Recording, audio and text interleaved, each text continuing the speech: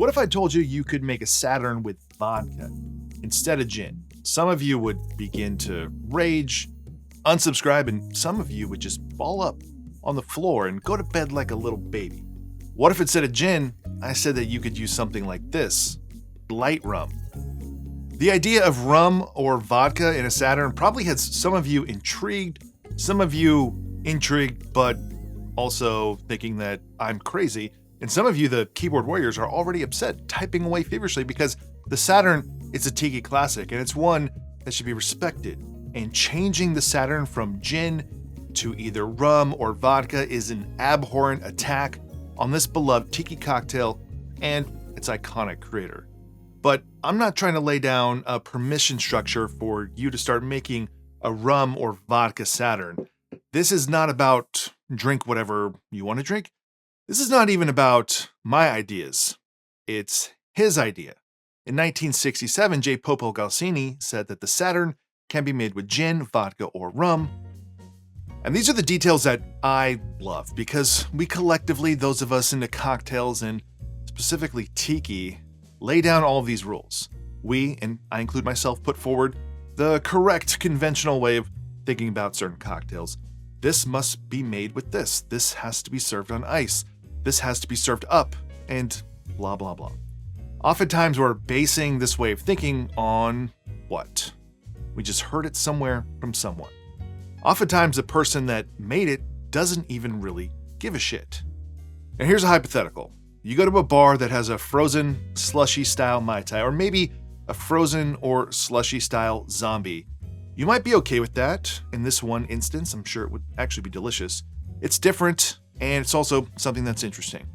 Now let's pretend that half to 3/4 of all the recipes that you see for a Mai Tai in books, blogs, or YouTube videos were telling you to use a Vitamix to make a Mai Tai, maybe even a slushie machine. That would be super weird. It would also be weird if everyone said to serve those drinks up in a coupe. You would be typing away at that Instagram influencer. You're doing it wrong, you asshole. Because you have some inside knowledge that they must not have or something that they're just ignoring. Inside knowledge like we all know, that a Mai Tai is served on ice, crushed ice to be exact. Oh, and it's 100% Jamaican rum. But the Saturn is supposed to be served up and in a coupe, not blended, not put on ice, and more than half, maybe even more than 3/4 of all the recipes that I see say to either blend it into a slushie or to serve it on ice. And everyone is just cool with that. You're probably justifying to oneself right now, it's better blended or it's better on ice. Well, the Saturn is not on the same level as the Mai Tai or the zombie. It's like right there. It's like a level below that. And no one cares that almost everyone is making it wrong.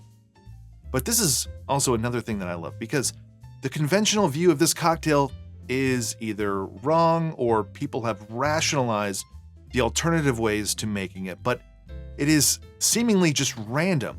Why are we all not as precious about this cocktail, this award-winning cocktail?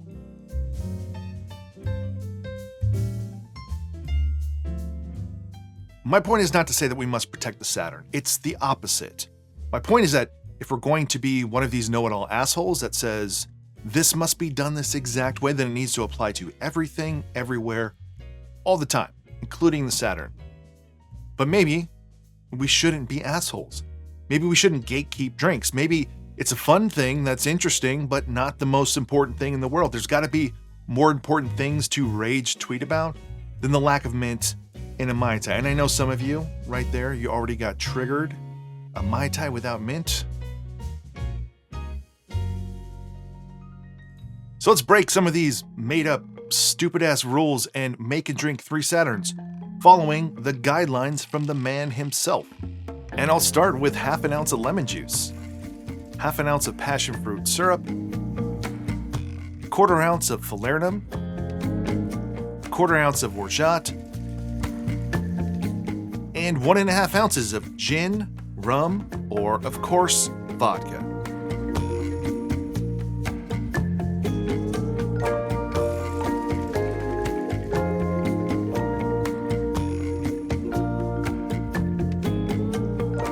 and garnished as they originally were with nothing. So there you go, the Saturn.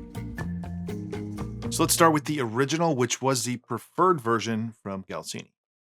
Cheers. Now this version, the original version, it's pretty sweet. You have a lot of syrup in there. Passion fruit syrup, falernum, orgeat. You can get the gin, but it's very much in the background. It's a passion fruit forward cocktail. Plenty of tartness, but not a ton of gin coming through like you might expect, being kind of the different thing here about comparing this to other classic tiki tropical cocktails. All right, the moment of truth. Let's try the vodka version. I will tell you, it is not that different. It's missing the subtle juniper note. It tastes a touch sweeter, and there's a tiny, just a tiny bit more of the, I don't want to say burn. It's not harsh. It's not a burn, but just the straight vodka ethanol. But it still has a ton of flavor from the falernum and from the passion fruit and the lemon juice. And finally, rum. I hate to be so basic and predictable, but I think I like the rum one the best. And I don't think it's because it's rum. I used Plantation 3 Stars, which everyone knows is my favorite white rum. And the little bit of tropical fruitiness comes through. It's not better than gin, it's just a little bit different. But I think if you blindfolded me and put these all in front of me, the only difference I would pick up is that little bit of fruitiness from the rum and a touch of the juniper from the gin. But I'll tell you what, they're way more aligned and close to each other than I thought. Everything else in that drink overpowers it. And if you haven't watched the original Saturn video I did about the history of the Saturn, you should check that out. I'll leave a link up here in this episode description as well. It's a real deep dive into the history of the Saturn, and these details today are just some of the things that I picked up from doing that about, 8 months ago. I spent off and on about a year on that video, not working on it for a year, but I started the process about a year before I posted it. And I'm just realizing that when I did that video, I'm not really in that video. And I did not drink a Saturn. I didn't talk about the Saturn or the recipe or anything. It just shared it. And it is too sweet. This version's too sweet. It's going to depend on your falernum, your orgeat, your passion fruit syrup. Use the passion fruit syrup that's basically 50 bricks. The falernum, it's a tropical standard one, so that's a pretty strong one for this. But Galsini was using something called Bellows falernum, which I believe the thought is that it might have had some proof to it, but it could have been a syrup. Don't know exactly. But not John D. Taylor's. And then orgeat, which is sweet as well. So too much sweetness in this version. I would change it around a little bit. Maybe just use a full 2 ounces of spirit here. That'd probably help. But the big surprise, I think, is that the vodka one's not bad. As far as vodka cocktails go, this is one of my favorites.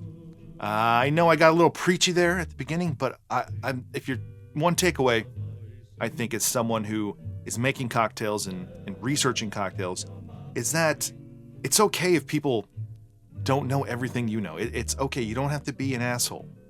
You can let it go. Because there are often situations, circumstances where we're going to find out more and new information that we didn't know about something that contradicts whatever we thought we knew. Like the Saturn, not served on ice, not served with a big rings of Saturn garnish. And according to the guy that created it, it's okay if you use vodka or rum. You don't have to use gin. It's said in his own words. So just think about that the next time you see someone doing something that you think is wrong on the internet. Be nice. So that's it for this one. If you enjoyed this video, please give it a like below. Consider subscribing to this channel if you want to support this channel more. Check out my Patreon page. Otherwise, see you on the next one. Sing, Hawaii, sing, sing with joyous heart.